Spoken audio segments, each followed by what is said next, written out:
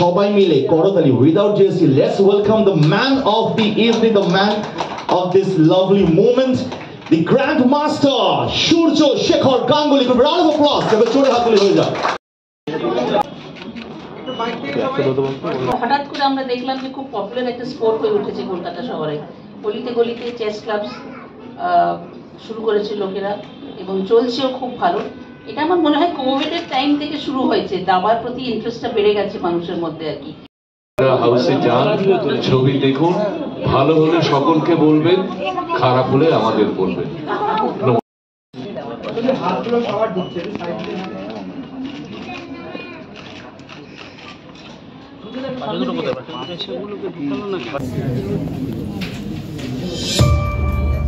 আমি সৌরভ, লোকে বলে আমি বর্ন চেস প্লেয়ার।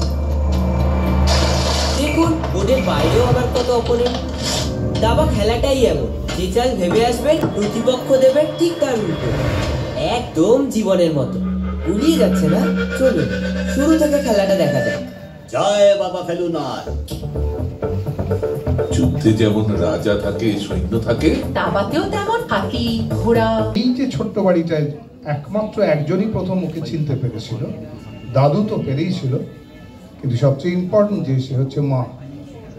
এই মা যে ওকে বুঝতে পেরেছিল, যেহেতু মা একটু জানতো খেলতে, ওদের ট্র্যাডিশন ছিল এই ফ্যামিলির, সেই জন্য ও যে বুঝতে পেরেছিল, এটা হচ্ছে সবচেয়ে বড় গল্পের মেন জায়গাটা।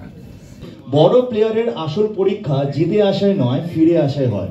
এই ফেমাস ডায়লগ আপনারা শুনতে পাবেন দাবারু মুভিতে বাই দীপঙ্কর দা। দীপঙ্কর স্যার আজকে আমাদের সঙ্গে রয়েছেন এবং দীপঙ্কর স্যারের ডায়লগ এটা উনি অলরেডি পড়ে গেছেন। You are the brand ambassador of Dabaru বলে দিতে পারি।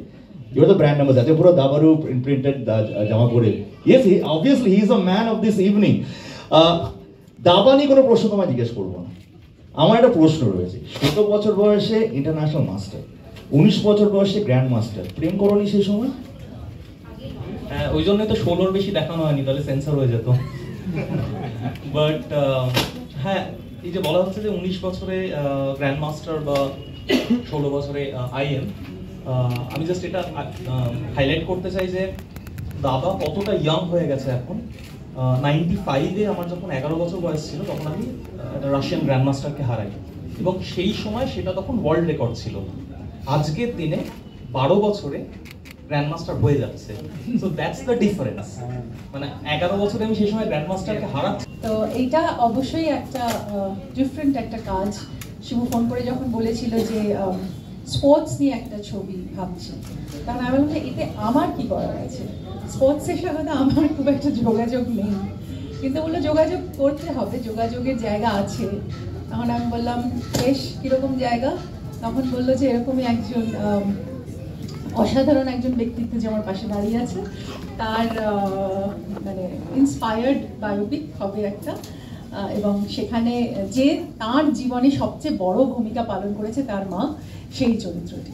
তখন আমি বললাম বাহ, বেশ লাগলো তো শুনে। তো স্ক্রিপ্টটা শুনতে হবে। প্রতিকৃত পৌঁছে গেল স্ক্রিপ্ট নিয়ে এবং I am very glad to see যে সূর্যর মা এখানে আছেন। নমস্কার আপনাকে।